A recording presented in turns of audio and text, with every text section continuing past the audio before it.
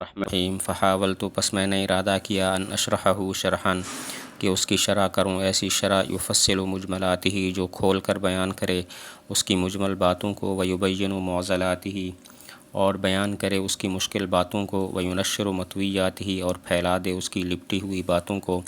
ویظہر مکنوناته اور ظاہر کرے اس کی پوشیدہ باتوں کو مع توجیہ للکلام بمائے کلام کو متوجہ کرنے کے فی تنقیح کاٹ چھانٹ کرنے میں و تنبیہ علی المرام اور مقصد پر تنبیہ کرنے میں فی توضیح و تحقیق للمسائل مسائل کی توضیح و تحقیق میں غبہ تقریر کے بعد و تدقیق للدلائل اسرا تحریر اور دلائل کی باریکیاں بیان کرنے میں تحریر کے بعد و تفسیر للمقاصد بعد تمہید اور مقاصد کی تفسیر کرنے کے بعد مقاصد کی تفسیر کرنے میں تمہید کے بعد و تکثیر للفوائد اور فوائد کو کثرت کے ساتھ بیان کرنے میں مع تجرید زوائد سے پاک کرنے کے ساتھ طاویاً اس حال میں کہ ہٹانے والا ہوں کالی بات کے پہلو کو عن الاطالۃ والاملال بات کو لمبا کرنے سے اور اکتاہٹ میں ڈالنے سے متجافیاً اس حال میں کہ کنارہ پر رہنے والا ہوں عن طرفی اقتصاد کے میانہ روی کی دونوں طرفوں سے الاتناب والاخلال یعنی کہ بات کو لمبا کرنا اور اختصار مخل کرنا واللہ الہادی اور اللہ تعالی ہدایت دینے والے ہیں الی سبیل الرشاد صحیح بات کے راستے کی طرف والمسئول عنہ اور اللہ ہی سے سوال کیا جانے والا ہے اللہ ہی وہ ہیں جن سے سوال کیا جاتا ہے لنیل العصمت والسداد حفاظت اور درستگی تک پہنچنے کے لیے وہ حسبی ونعم الوکیل اور وہ میرے لیے کافی ہیں اور بہترین کارساز ہیں۔ اس عبارت میں شارح نے اپنی شرح کی خصوصیات بیان کی ہیں کہ میں نے پھر ارادہ کیا کہ اس متن کی ایسی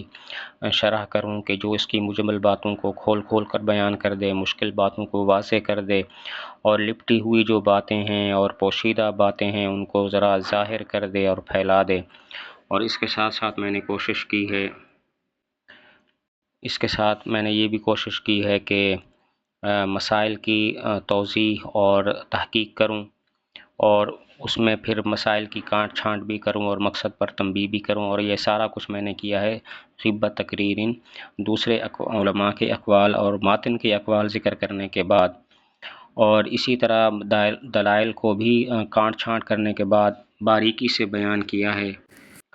اور تمہید کے بعد پھر میں نے مقاصد کی بھی تفسیر کی ہے، اس کے ساتھ ساتھ فوائد کو بھی کثرت سے میں نے بیان کیا ہے اور وہ بھی اختصار کے ساتھ۔ اور اس سارا کام کرتے ہوئے میں نے کوشش یہ کی ہے کہ کلام کو بہت زیادہ لمبا بھی نہ کروں اور کلام کو بہت زیادہ مختصر بھی نہ کروں کہ سمجھ میں نہ آئے، اور آخر میں پھر دعا کی کہ اللہ تعالیٰ جو ہے انہی سے سوال ہوتا ہے، اللہ تعالیٰ سے ہی سے سوال ہوتا ہے اس بات کا کہ وہ ہمیں درستگی تک پہنچائیں اور غلطیوں سے ہماری حفاظت فرمائیں۔ اس عبارت میں کچھ مشکل الفاظ ہیں، جیسے ایک لفظ آیا ہے معضلات، اس کا مطلب ہوتا ہے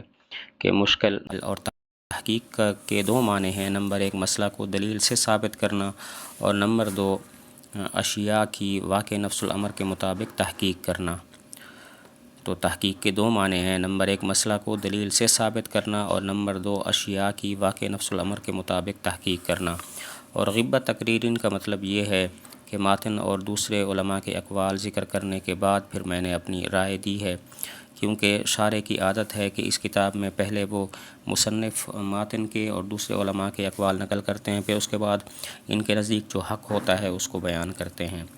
تدقیق کا ایک لفظ آیا ہے، اس کا مطلب ہوتا ہے دلائل کو دلائل سے ثابت کرنا اور ان دلائل پر وارد ہونے والے اعتراضات کے جواب دینا۔ تدقیق کا معنی ہے دلائل کو دلائل سے ثابت کرنا اور ان پر وارد ہونے والے سوالوں کے جواب دینا۔ تحریر کا مطلب یہ ہے کہ زوائد سے پاک کر دینا، بات کو زوائد سے پاک صاف کرنا، اور تمہید کا مطلب ہے ایسی باتیں ذکر کرنا جن پر مقصود کو سمجھنا موقوف ہو۔ تجرید کہتے ہیں حشو سے بات کو خالی کرنا، اور اخلال کا مطلب یہ ہے کہ کلام کو اتنا مختصر کر دینا کہ بات سمجھ میں نہ آئے۔